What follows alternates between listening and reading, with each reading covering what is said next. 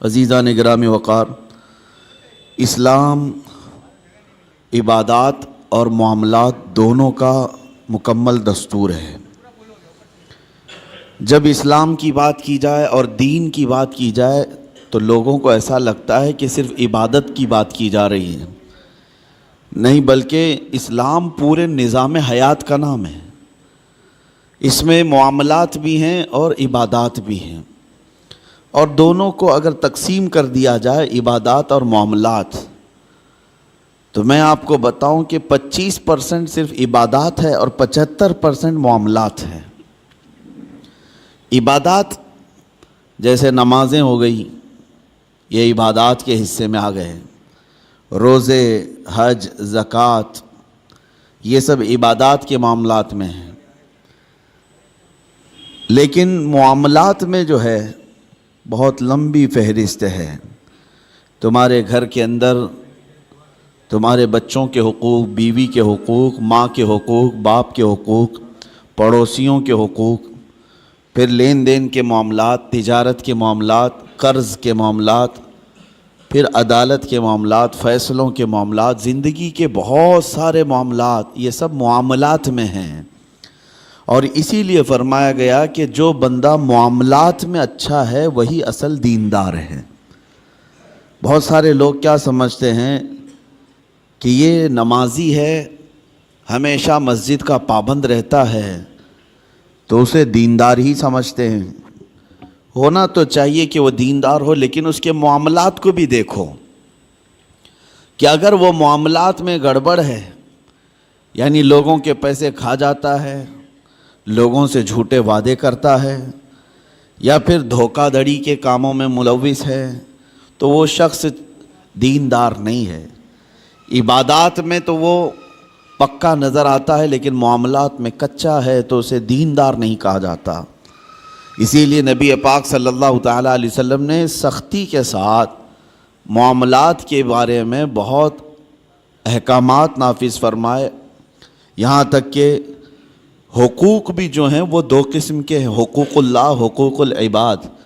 کچھ گناہ ایسے ہیں جس کا تعلق آپ نے ایسے گناہ کیے جس کا تعلق اللہ سے، اللہ کی نافرمانی سے، شراب پیا، نمازیں چھوڑ دیں، یا کوئی اور گناہ کیا، یہ وہ گناہ ہیں جس سے اللہ کی بارگاہ میں آپ کو معافی طلب کرنی ہے، اور اللہ کریم ہے، رؤوف و رحیم ہے، جب وہ چاہے معاف فرمائے۔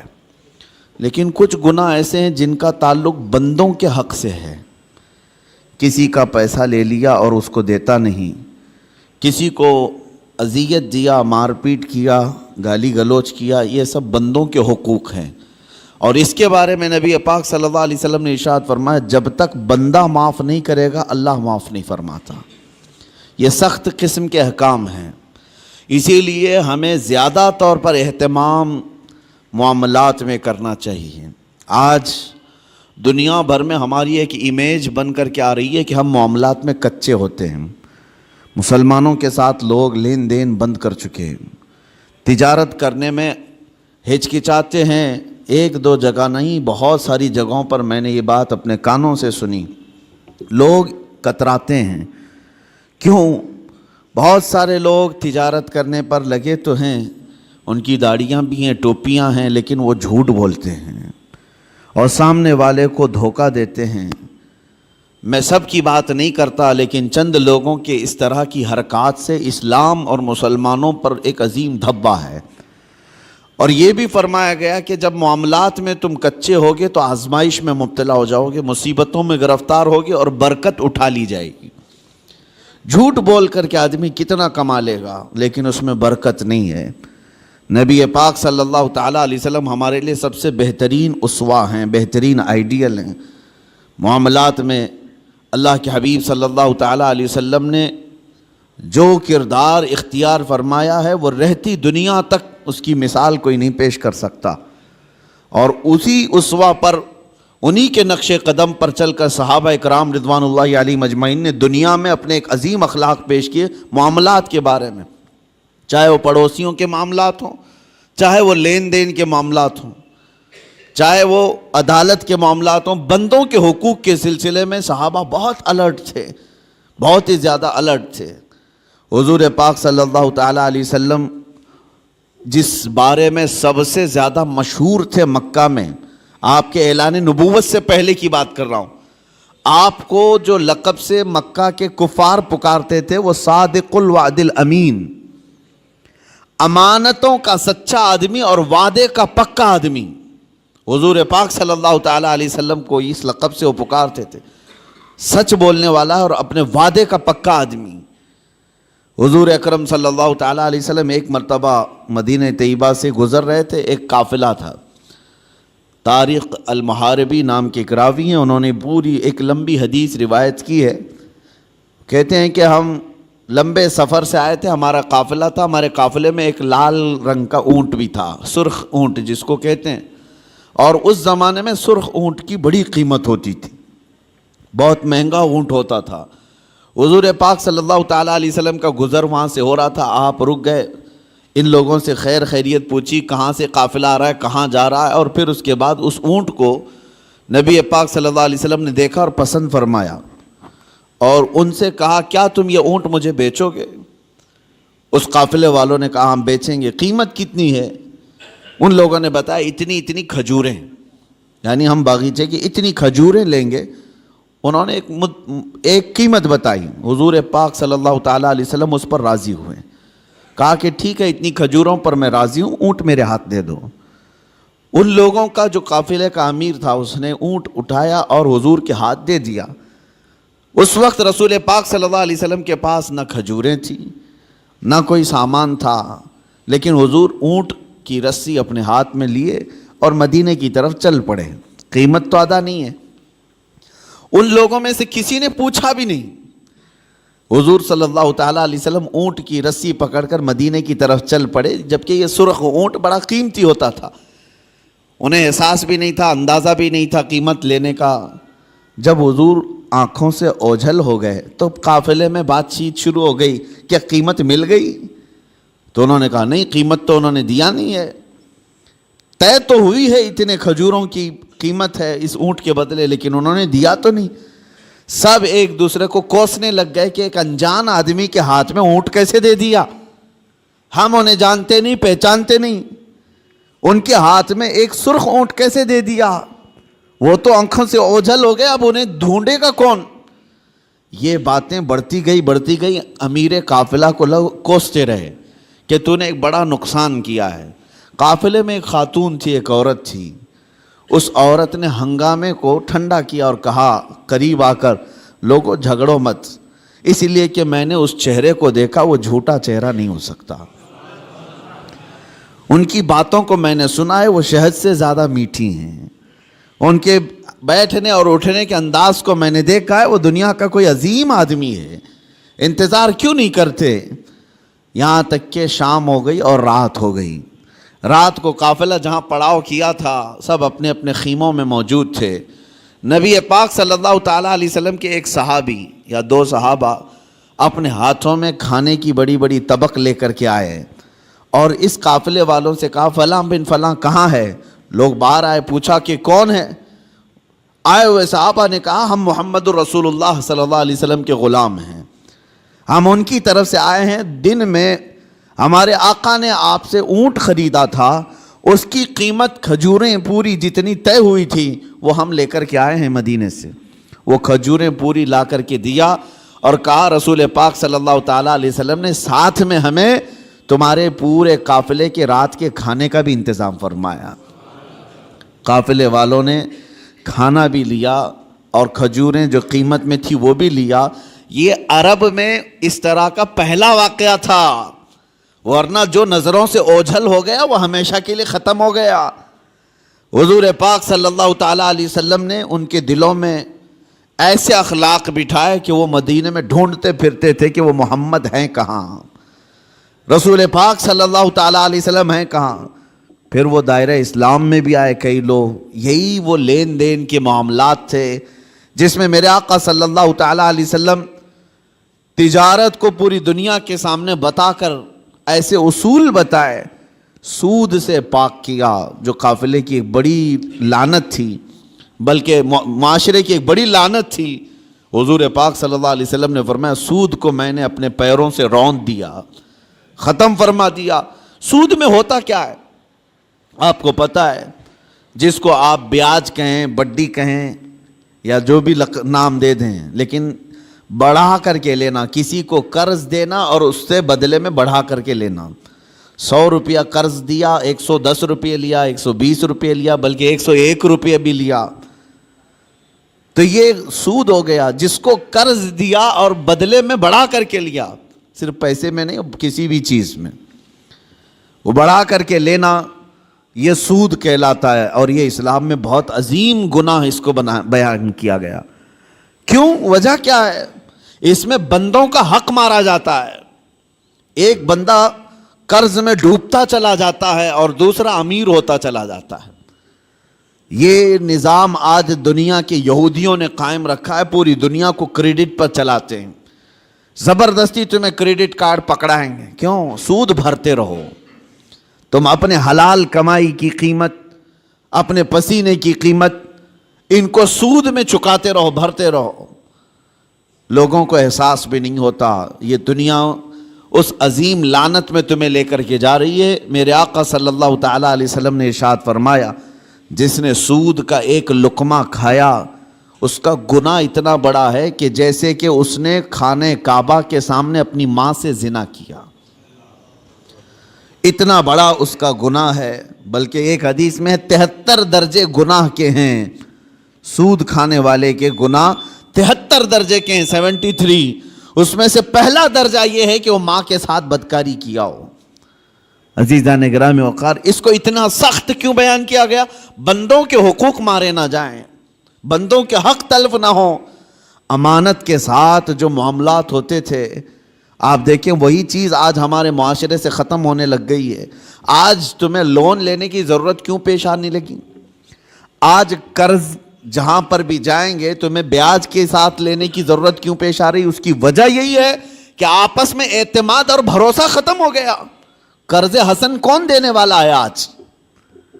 آج ایک مسلمان اٹھے اور دوسرے کے پاس جائے اور کہے کہ مجھے 5 لاکھ کی ضرورت ہے، اللہ ماشاء اللہ، کون ہوگا؟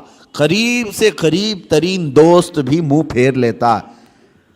اس کی وجہ صرف ایک طرفہ نہیں ہے، 2 طرفہ ہے۔ قرض لینے والا اور قرض دینے والا دونوں کے درمیان اعتماد کا رشتہ نہیں ہے۔ کچھ لوگ قرض لیتے ہیں لیکن وہ دینا نہیں چاہتے، یہ بھی بندوں کے حقوق کی پامالی ہے۔ ان کو کیوں دیا جائے قرض؟ لوگ ڈرتے اسی لیے کہ 5 لاکھ دوں کہ 1 لاکھ دوں، یہ تو دینے کا نام ہی نہیں لیتا۔ اور کچھ لوگوں کی لت پڑ جاتی عادت، اس سے بھی مانگا اس سے بھی مانگا اور قرض میں ڈوبتے چلے گئے۔ وہ ایسے بھکاری بن جاتے ہیں کہ ان کے لیے دروازے بند ہو جاتے ہیں۔ حدیث پاک سنو، رسول کریم صلی اللہ علیہ وسلم ارشاد فرماتے ہیں، جس نے قرض لیتے وقت یہ سوچا کہ دیکھا جائے گا، ادا کرنے کی اس کی نیت نہیں تھی، حضور صلی اللہ تعالیٰ علیہ وسلم فرماتے ہیں اس پر اللہ تعالیٰ زمین کو اور تنگ کر دیتا ہے، اس کے لیے دروازے تنگ ہو جاتے ہیں۔ اور فرماتے ہیں کہ جس نے قرض لیا اور دینے کی نیت تھی اور یہ سوچا کہ میری ناک زمین پر رگڑ جائے لیکن میں اس کا حق دوں گا، حضور فرماتے ہیں اللہ اس کے لیے روز دروازہ کھولتا ہے، اس کے لیے اسباب پیدا کرتا ہے۔ یہاں لینے والے کی دل میں خیال ہی نہیں رہ گیا کہ سامنے والے سے میں نے رقم لیا ہے، بے چینی شروع ہو جانی چاہیے، ہمیں بے قراری شروع ہو جانی چاہیے۔ کسی کا قرض لیا ہے تو نیند اڑ جائے کہ نہیں میرے بھائی کا قرض ہے، مجھے واپس دینا ہے۔ لیکن یہاں معاملات ایسے نہیں رہ گئے، جس کی وجہ سے آج دنیا نے تمہیں سود کا عادی بنا دیا۔ اب کون دیتا ہے قرض حسن؟ قرض حسن کا مطلب کیا ہے؟ 1 لاکھ روپے میں آپ کو دیا اور بدلے میں آپ نے بھی 1 ہی لاکھ روپے لوٹایا، یہ قرض حسن اچھا قرض ہے۔ پہلے یہ ہوا کرتا تھا آپس میں مومنوں کے درمیان قرض، لیکن جب لوگوں کے معاملات خراب ہو گئے تو کون دینا چاہتا ہے اور لینے والا بھی آج کل لوٹانا نہیں چاہتا، تو یہ معاملات ختم ہونے لگ گئے۔ اور اس کی وجہ کیا بنی؟ جب اعتماد کا رشتہ ٹوٹ گیا تو تم سود کے کاروبار میں پڑ گئے۔ اب تمہارے پاس کوئی راستہ نہیں رہ گیا، جاؤ بینکوں سے لون لو یا غیر مسلموں سے بھاری سود میں قرض اٹھاؤ اور اپنے کام کرتے رہو۔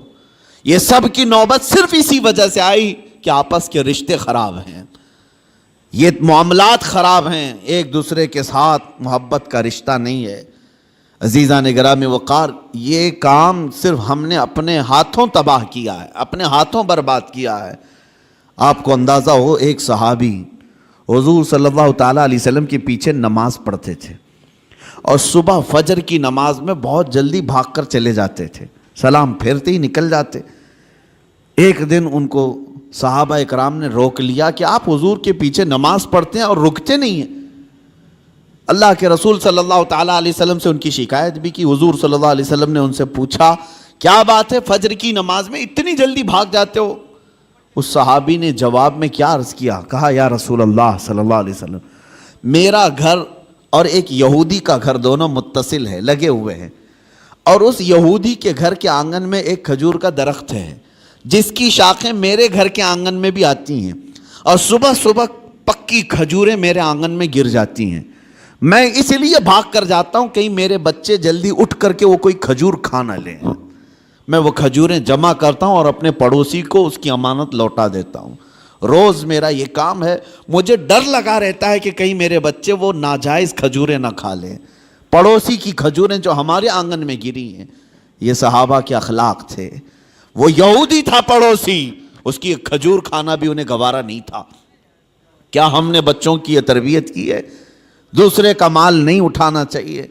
یہاں تو بازار میں جا کر بھاؤ پوچھتے ہوئے نہ جانے کتنے انگور کھا جاتے ہیں لوگ، پھل پوچھتے پوچھتے کتنے تو چیک کرنے میں کھا جاتے ہیں، جبکہ یہ بھی جائز نہیں، بغیر اس کی اجازت کے، بغیر اس کی اجازت کے تمہارے لیے جائز نہیں ہے۔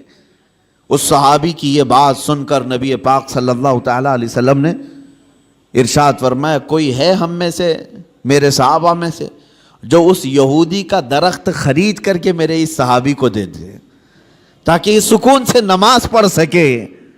سوچو میرے عزیز ہو، اس وقت رسول پاک صلی اللہ تعالیٰ علیہ وسلم نے جب یہ ارشاد فرمایا تو صحابہ نے کہا کہ یا رسول اللہ، ہم اس یہودی کو بلاتے ہیں، کیا وہ بیچنے کو راضی ہے؟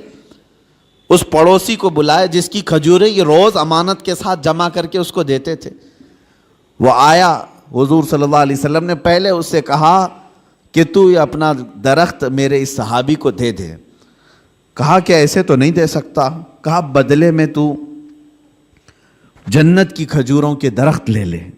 اس نے کہا مجھے اس چیز پر یقین نہیں ہے، اگر بیچنا ہے تو میں قیمت میں بیچوں گا۔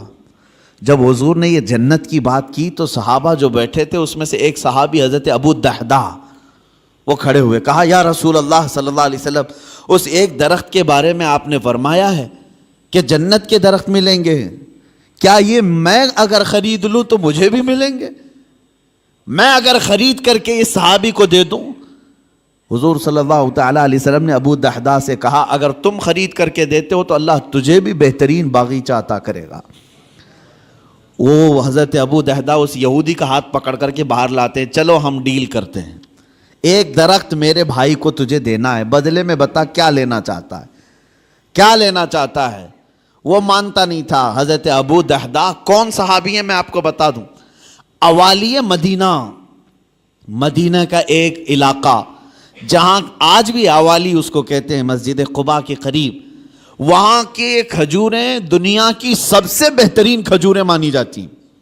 اوالی مدینہ دنیا کی سب سے بہترین کھجوریں، مدینے میں بھی اوالی مدینہ کی کھجوریں سب سے اعلیٰ، اور اوالی مدینہ میں سب سے حسین و جمیل کسی کا باغیچہ تھا تو حضرت ابو الدحداء کا تھا۔ بہترین گھر بھی تھا اس باغیچے کے اندر، اور بہترین خوبصورت باغیچہ جس میں نہر بھی تھی۔ حضرت ابو الدحداء نے کہا کہ اس یہودی سے تو مجھے جانتا ہے؟ کہا کہ تجھے مدینے کا کون آدمی نہیں جانتا، تو ابو الدحداء ہے، باغیچے کے نام سے ہی لوگ جانتے ہیں، حسین و جمیل باغیچہ ہے۔ حضرت ابو الدحداء نے کہا کیا تو اس بات پر راضی ہے کہ میں وہ پورا باغیچہ اس ایک درخت کے حوالے دیتا ہوں، چاہتا ہوں یہ ایک درخت تو دے دے میرے اس بھائی کو، میں باغیچہ پورا دے دوں۔ اس یہودی نے کہا کیا مذاق ہے یہ، کیسا مذاق ہے؟ اس نے کہا رسول اللہ کی بات پر میں کبھی مذاق نہیں کرتا، اور نہ ہی مسلمانوں کو یہ زیب دیتا ہے، میں معاملات کر رہا ہوں تیرے ساتھ۔ اس یہودی نے کہا کوئی بات نہیں، درخت میں دینے کو تیار ہوں. ابو دہدہ نے وہیں پر جو کچھ لکھنا پڑھنا تھا سب کر لیا, بیچ دیا, نہ کوئی قیمت لینی تھی اس سے, کچھ نہیں. ایک درخت جو یہودی کے آنگن میں تھا بس وہی خریدنا تھا, وہ بھی اکھاڑ کر کے نہیں, وہ درخت تو وہیں رہے گا نا, لیکن ملکیت اس مسلمان کی ہوگی, صحابی کی. اس بات پر طے ہوا, باغیچہ بیچ دیا گیا. اب حضرت ابو دہدہ اپنے باغیچے کے باہر آئے, سنیے, باہر آئے اور باہر سے اپنی بیوی کو پکارا, یا ام الدہدہ, اپنی بیوی کو زور سے پکارنے لگے. تو ان کی بیوی اندر باغیچے کے اندر اپنے حسین و جمیل گھر میں تھی, وہاں سے آواز سن کر کے کہتی ہیں, کیا بات ہے کہ تم اندر نہیں آتے, باغیچے کے باہر سے مجھے آواز دے رہے ہو. ابو دہدہ نے کہا, میں نے باغیچہ بیچ دیا, تو بھی باہر آ جا. عورتیں تو عورتیں ہوتی ہیں, لیکن وہ کمال کی عورتیں تھیں. وہ باہر نکلی اپنے گھر سے اور کہتی ہیں, ابو دہدہ مجھے تمہاری عقل پر پوری زندگی سے زیادہ یقین ہے, یقیناً سودا کیا ہوگا تو بہترین سودا کیا ہوگا, ایسے تو تم اتنا حسین باغیچہ بیچ نہیں سکتے, اگر بیچا ہوگا سودا کیا ہوگا تو بہترین سودا کیا ہوگا. وہ گھر سے اسی وقت نکل آئی. ابو دہدہ گھر باغیچے میں بھی نہیں گئے, گھر میں بھی نہیں گئے. یہودی سے کہا, آج سے تیرا ہے یہ باغیچہ. وہ باہر آئی, خاتون, پوچھا کتنے میں تم نے یہ باغیچہ بیچا ہے؟ تو حضرت ابو دہدہ نے ہنس کر کے کہا, میں نے یہ رسول اللہ کے ہاتھ میں بیچا ہے, جنت کے ایک باغیچے کے حوالے. اللہ تبارک و تعالیٰ کے رسول جسے وعدہ کریں وہ جھوٹا نہیں ہوتا. ام دہدہ نے ہنس کر کے کہا, مجھے میری جان سے زیادہ تمہاری عقل پر یقین تھا, یقیناً تم نے جو سودا کیا وہ دنیا کا سب سے عظیم سودا ہے. چلو, یہ نہیں ماتم کیا کہ کیسے بیچ دیا, کس کو کس کی باتوں میں آ کر کے کیا کر دیا. وہ خاتون بھی صحابیہ تھیں, رسول پاک صلی اللہ علیہ وسلم پر ایمان رکھتی. تو باہر آئے یہ دونوں لوگ. اب سنیے, وہ یہودی جو ہے رات کو اپنی بیوی کے پاس آتا ہے اور ہنستا ہے. مسلمانوں سے بڑا بیوقوف میں نے کسی کو دیکھا نہیں. انہوں نے میرے آنگن میں موجود ایک درخت کے بدلے مدینے کا ایک حسین و جمیل باغیچہ میرے ہاتھ میں دے دیا, لیکن یہ بھی تو دیکھو کہ درخت تو وہ ہمارا ہی رہے گا, وہ ہمارے آنگن میں ہے, درخت کو کون اکھاڑے گا, کون نکالے گا. وہ اپنی بیوی سے رات بھر ہنسی مذاق کرتا رہا کہ مسلمانوں کو میں نے بیوقوف بنا دیا. اور وہ صحابی جو صبح نماز سے فوراً بھاگ کر اپنے گھر آتے تھے کھجوریں چننے کے لیے, آج وہ مسجد نبوی میں حضور کے پیچھے نماز پڑھ رہے ہیں, سکون و اطمینان کے ساتھ نماز پڑھتے رہے. اور اس کے بعد نماز ہو گئی تو حضور صلی اللہ تعالیٰ علیہ وسلم نے صحابہ سے کہا کہ چلو اس صحابی کے ساتھ چلتے ہیں وہ درخت دیکھنے کے لیے, اس لیے کہ کسی کا گمان ہے کہ اس نے مسلمانوں کو بیوقوف بنا دیا. حضور پاک صلی اللہ تعالیٰ علیہ وسلم صحابہ کے ساتھ آئے اور اس صحابی کے گھر کے پاس جو یہودی کے آنگن میں درخت تھا, صحابہ فرماتے ہیں جب ہم قریب پہنچ کر کے دیکھے تو وہ درخت خود اکھڑ کر کے اس صحابی کے آنگن میں آ چکا تھا. خود ان کے آنگن میں وہ درخت موجود تھا. عزیزان گرامی وقار, یہ لمبی حدیث ہے, اس میں مجھے جو عرض کرنا تھا وہ یہی تھا کہ اس صحابی کے عمل کو دیکھو کہ وہ ایک مشت کھجوریں بھی اپنے بچوں کو ناجائز طریقے سے نہیں کھانے نہیں دینا چاہتے. ہمارے معاملات جب خراب ہو گیا تو لوگوں کا اعتماد اور بھروسہ بھی نکلنے لگ گیا. یہاں لوٹ کھسوٹ ایسی کچھ چیزوں کی میں نشاندہی کرتا ہوں کہ اللہ کا عذاب کس قوم پر آیا تھا. ایک بہت بڑی قوم, حضرت شعیب علیہ السلام کی قوم, ان کے بارے میں قرآن میں ہے, وَيَا قَوْمِ أَوْفُوا الْمِكْيَالَ وَالْمِيزَانَ بِالْقِسْطِ وَلَا تَبْخَسُوا النَّاسَ أَشْيَاءَهُمْ. حضرت شعیب علیہ السلام اپنی قوم کو بار بار ڈراتے تھے کہ ماپ تول میں کمی مت کرنا, ناپ تول میں کمی مت کرنا, برابر انصاف کے ساتھ لوگوں کو غلہ دیا کرو. وہ لوگ کیا کرتے تھے جس کو ڈنڈی مارنا کہتے ہیں, یعنی کلو کے کانٹے میں جو ہے فرق کر دینا, اور کہیں سے کچھ نہ کچھ سیٹنگ کر کے مال تھوڑا سا سامنے والے کو کم جائے. اس گناہ میں مبتلا تھی وہ قوم, اور اس کو اللہ کے نبی حضرت شعیب علیہ السلام اس قوم کو ڈراتے رہے, یہ زمین میں فساد ہے, اس چیز سے باز آؤ. وہ باز نہیں آتے تھے. جانتے ہو ناپ تول میں کمی کرنے کی وجہ سے اللہ کا بھیانک عذاب ان پر آیا، بہت سخت ترین عذاب آیا۔ قوم شعیب ہمیشہ کے لیے ہلاک کر دی گئی، اس کو قوم سمود بھی کہتے ہیں۔ حضرت شعیب علیہ السلام کی قوم پوری ہلاک و برباد ہو گئی، ناپ تول میں کمی کرتی تھی۔ آج ہو سکتا ہے کہ ترقی یافتہ دور میں ناپنے کی چیزیں بدل گئی ہوں، لیکن اگر اس میں بھی کوئی خیانت کرتا ہے ذرا برابر بھی، وہ اللہ کے عذاب میں گرفتار ہوگا، اس کی برکتیں ختم کر دی جائیں گی، اس کے چہرے کی رونق ختم کر دی جائے گی۔ اسی لیے میرے عزیزو، ان معاملات میں پابند ہو جاؤ اور دیکھنا کہ ہمارے معاملات بالکل صحیح ہو جائیں گے۔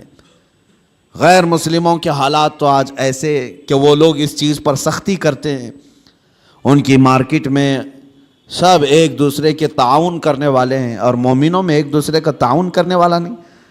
مارکیٹ میں اگر 4 دکانیں تمہاری ہیں، تمہاری تجارت زیادہ ہونے لگ گئی تو بغل والے کو حسد ہونے لگ گیا، سوچتے کہ میرا بھائی تو ہے، نہیں، حسد ہونے لگ گیا، اور تیسرا اس سے زیادہ جلنے لگ گیا۔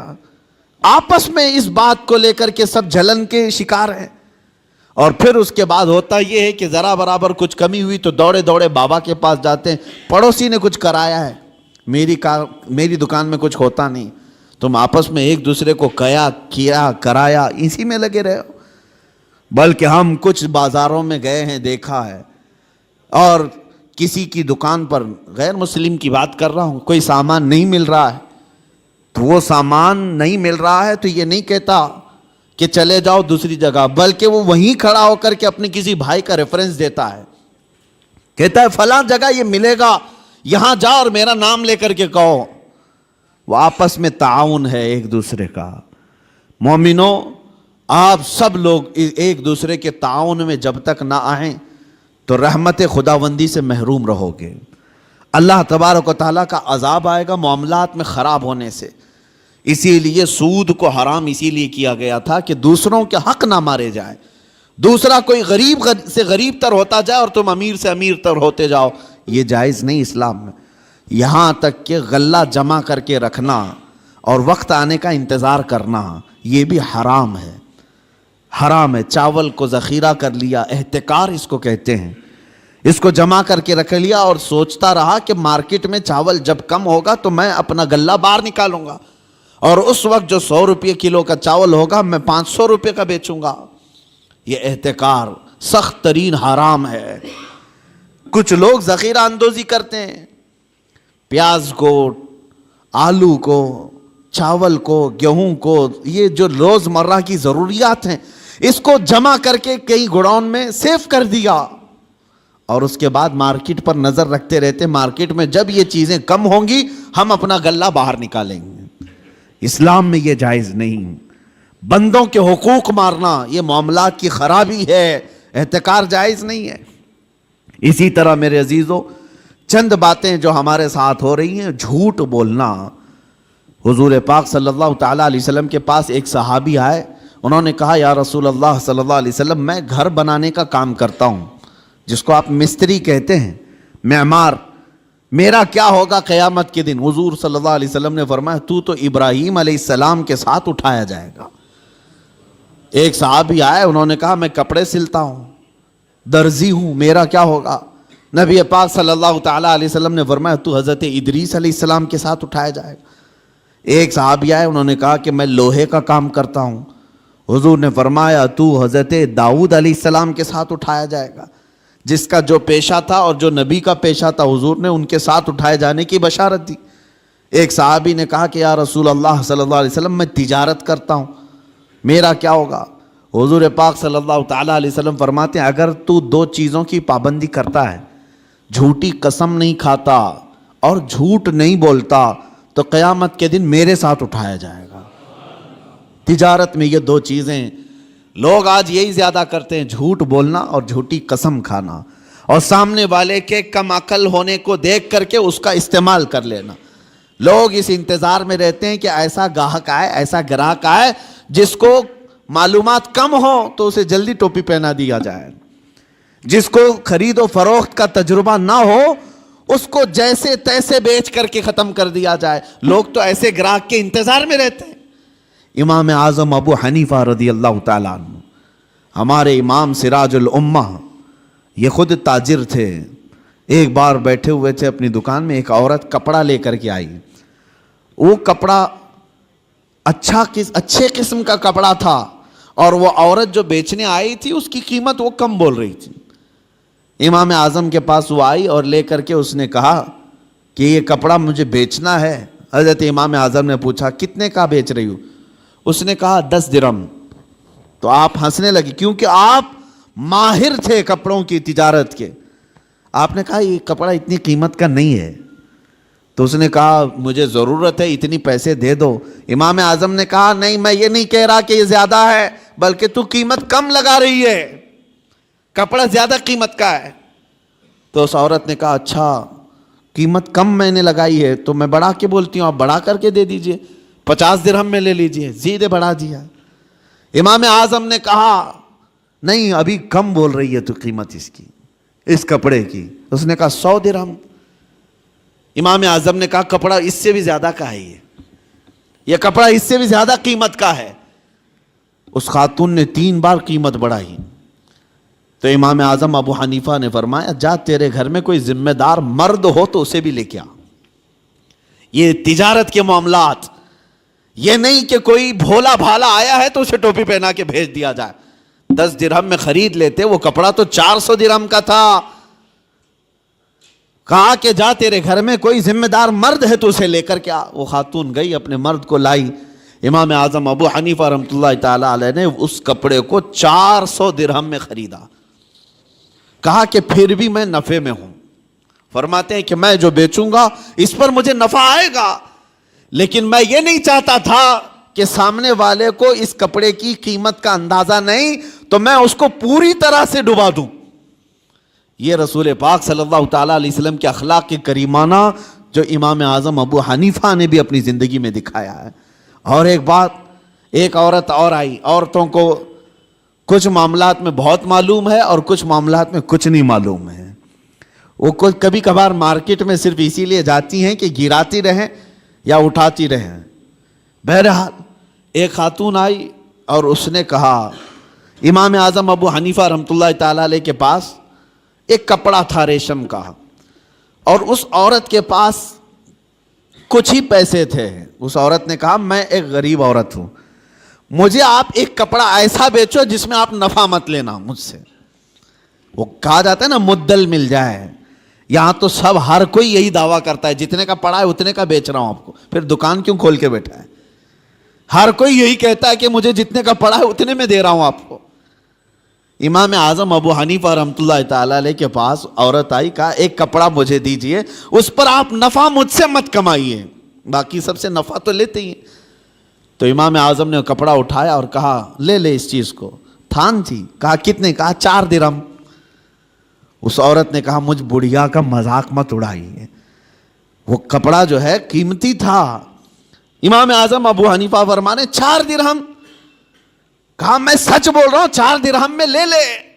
وہ خاتون کہتی ہے ایسا کیسے ہو سکتا ہے اتنے کم قیمت کا؟ امام اعظم ابو حنیفہ رحمۃ اللہ علیہ فرماتے ہیں میں نے اس کے ساتھ ایک اور کپڑا خریدا تھا. یعنی جب میں اس کپڑے کو دکان میں لایا تھا 2 تھان تھے میرے پاس، اور ایک تھان بیچ کر کے میں نے پورا نفع لے لیا. اب یہ کپڑا صرف مجھے 4 درہم کا پڑتا ہے. تھا وہ 100 درہم کا. لیکن امام اعظم ابو حنیفہ فرماتے میں نے دوسرے والے اس کے ساتھ لائے ہوئے کپڑے میں اپنا نفع اور خرید و فروخت جتنے میں ہوئی تھی سب میں نے وصول کر لیا ایک کپڑے میں. اب یہ کپڑا مجھے صرف 4 درہم کا پڑتا ہے، تو چاہے تو لے لے. 4 درہم میں اس عورت کو کپڑا دے دیا. کون کرتا ہے آج کے معاملات؟ کون کرتا ہے؟ یہاں غریبوں کا خون چوس لیا جاتا ہے، ان کے معاملات کو ختم کر دیا جاتا ہے. عزیزان گرامی وقار، جب تک یہ احساس تمہارا بیدار رہے کہ مجھے اگر دھوکہ اگر میں دوں گا تو اللہ شاہد ہے، اللہ دیکھ رہا ہے، ہر چیز وہ تمہاری قیامت کے دن لائے گا. فَمَن يَعْمَلْ مِثْقَالَ ذَرَّةٍ خَيْرًا يَرَهُ وَمَن يَعْمَلْ مِثْقَالَ ذَرَّةٍ شَرًّا يَرَهُ. تم میں جو رائی کے دانے کے برابر نیکی کرے گا اللہ اسے بھی دکھائے گا، اور رائی کے دانے کے برابر جو برائی کرے گا اللہ وہ بھی تمہیں دکھائے گا. اس لیے معاملات میں پکے ہو جاؤ. لوگوں کو ٹھگنا، لوگوں کو بیوقوف بنانا، لوگوں کو کا استحصال کرنا، یہ نہیں ہے کہ تجارت تمہارے لیے حلال نہیں. نفع رکھو لیکن جھوٹ مت بولو. مثال کے طور پر ایک گھڑی ہم نے خریدی، میں نے 100 روپے کی خریدی ہے، اب مجھے بیچنا ہے 150 روپے میں یا 200 روپے میں. 150 روپے کی میں قیمت لگایا تھا، 50 روپے فائدہ تھا ہمارا. اور جب آپ خریدنے کے لیے آئے تو ظاہر سی بات ہے نیگوسیشن تو چلتا ہی ہے. آپ آتے ہی اس کی قیمت کم کرانے لگے. تو آپ جب قیمت کم کرانے لگے تو سیدھے آپ نے کہا مجھے 120 میں دو، اور ہم نے کہا اتنے میں تو مجھے پڑی بھی نہیں ہے، جبکہ ہمیں پتہ ہے یہ گھڑی 100 روپے کی ہے اور اس نے صرف 30 روپے کم کرایا تھا.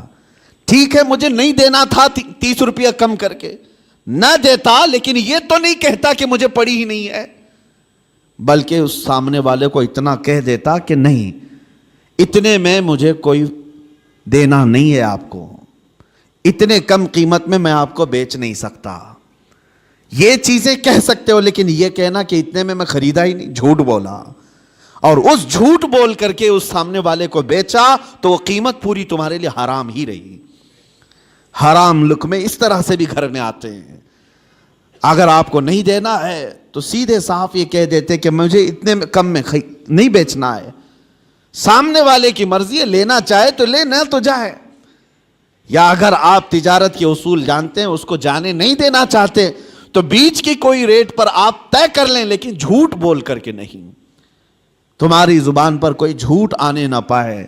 اور جب اس طرح کی تجارت کرو گے، ہر حلال کھاؤ گے، تمہاری عبادات میں بھی برکت ہوگی، تمہاری دعائیں بھی اللہ کی بارگاہ میں بار اجابت سے ٹکرائیں گی. عزیزان گرامی وقار، پوری دنیا میں آج معاملات کے لیے ہم فکر مند ہیں کہ مسلمانوں کی ایسی چھبی بنائی گئی. ابھی میں ایک باہر ملک میں تھا، وہاں ایک صاحب کہہ رہے تھے کہ ہم جو ہے مال امپورٹ کرتے ہیں فلاں جگہ سے، لیکن ہم وہاں جا کر دیکھتے ہیں اگر کوئی مسلمان کنٹینر وغیرہ لگا رہا ہے تو ہم ڈر جاتے ہیں کہ واپس وہ ہمارے ملک میں آئے گا تو آدھا کنٹینر ملے گا، نہیں تو فلاں ایسا ہو جائے گا، فلاں ہو جائے گا. وہ ڈر اس بات کا ہے. کہا کیوں اس قدر بگاڑ لیا اپنے معاملات کو. عزیزان گرامی وقار، مسلمانوں کے حالات جب اس طرح سے بگڑے ہیں تب یہ تمام چیزیں آئی ہیں. قوت فکر و عمل پہلے فنا ہوتی ہے جب کسی قوم کی شوکت پہ زوال آتا ہے.